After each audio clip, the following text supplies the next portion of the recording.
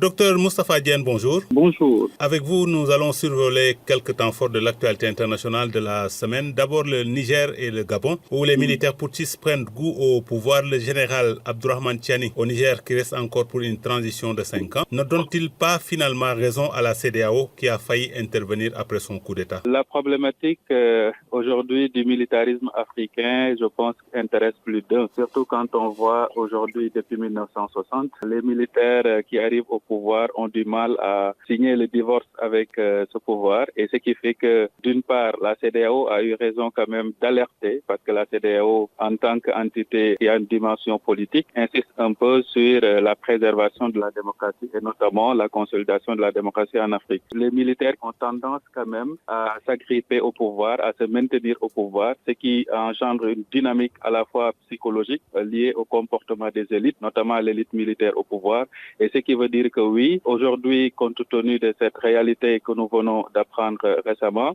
au Gabon avec Oligui Nguema qui est allé jusqu'à un peu se déposséder de cette casquette et toute une formation militaire pour se considérer comme un civil dans le but de se maintenir au pouvoir, oui, il y a de quoi quand même reposer de nouveau toute l'inquiétude de la CEDEAO qui tout le temps a porté son alerte autour de la remise du pouvoir aux civils. En revenant sur le cas du Niger qui fait partie de l'AES avec le Mali et le Burkina Faso, est-ce que l'insécurité pourrait justifier ces transitions longues de 5 ans? D'une part, mais je pense que l'insécurité du point de vue pratique et pragmatique en réalité n'est qu'un prétexte pour un peu renforcer le prétorianisme africain que l'on a observé depuis un certain temps. Les militaires qui arrivent au pouvoir pensent que la dimension sécuritaire est typiquement et seulement militaire, ce qui constitue à mon sens une erreur liée peut-être à leur formation, liée à leur engagement. La problématique sécuritaire dans cette zone des 3 frontières, le Liptako-Gourma, je pense nécessite une résolution beaucoup plus sociale, économique, politique que militaire. Certes, la dimension militaire occupe une place importante parce que c'est une dimension qui, à mon sens, constitue un des piliers et des remparts de la préservation de la paix.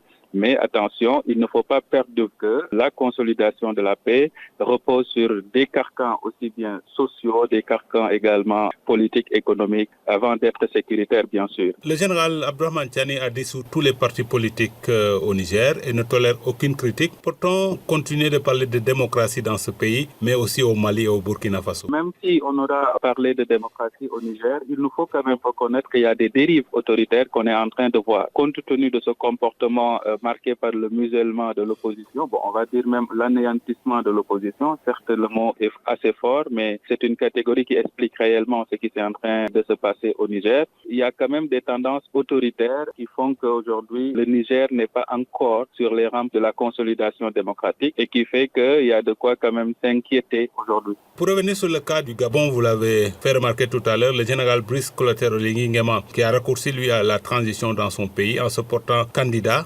toutefois en violation de son engagement. Faut-il se résigner face à des exemples comme le Gabon? Il y a lieu quand même de poser des questions, de s'interroger, surtout quand on voit qu'un général qui est venu et qui a marqué une sorte de rupture et qui a promis l'espoir à tous les Gabonais, à ce peuple gabonais, compte tenu de son franc-parler et également de sa volonté à remettre les choses en l'ordre, il y avait un espoir assez fort qui aujourd'hui s'inscrit dans une rampe d'affaissement, surtout si on comprend que la question du reniement et la problématique de l'intégrité des chefs d'État africains se pose et qui fait qu'aujourd'hui, je pense que c'est une école qui n'est pas favorable à l'Afrique qu'il est en train de construire aujourd'hui, qui est l'école justement de la renonciation de la parole donnée au profil quand même des gens typiquement personnels parce qu'il n'a pas été formé pour être un grand chef d'État, même si l'histoire a montré qu'il y a des militaires qui se sont démarqués. Oligui aurait pu quand même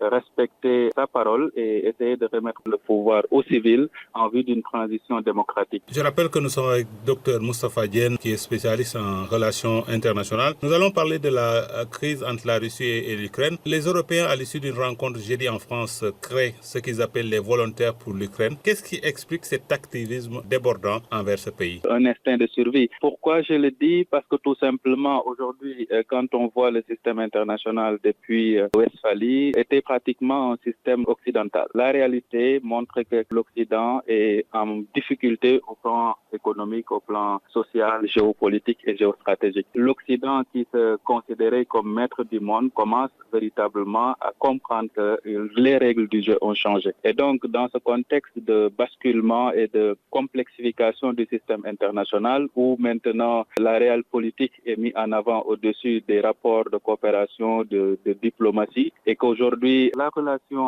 entre les États-Unis et l'Europe commence quand même à prendre d'autres allures, d'autres tournures. Oui, c'est un instinct de survie que de vouloir sauver l'Ukraine, parce que rappelez-vous que l'Europe quand même a toujours été derrière l'Ukraine et qu'aujourd'hui, si à partir de cette position des États-Unis, l'Europe commence à marquer cette faiblesse-là, ce serait du point de vue diplomatique, géopolitique, géostratégique, un précédent assez dangereux. Ce qui fait qu'aujourd'hui, tous les moyens sont bons pour arriver quand même à ses fins et qui fait qu'aujourd'hui, les volontaires pour l'Ukraine aujourd'hui répondent à cette problématique, à ce besoin, on va le dire comme ça, qui est un besoin typiquement de survie, d'existence géopolitique. Peut-on continuer de parler d'Occident depuis l'arrivée de Donald Trump quand on voit comment il a mis les Européens à l'écart? Quand on essaie de faire une sociologie du comportement du régime en place, on va dire de l'administration Trump, on comprend quand même que c'est pas forcément quelqu'un qui aime le respect des normes et qui se fixe quand même des règles dans ses comportements et dans ses agissements. C'est vrai qu'il y a quand même une distorsion qui n'a pas encore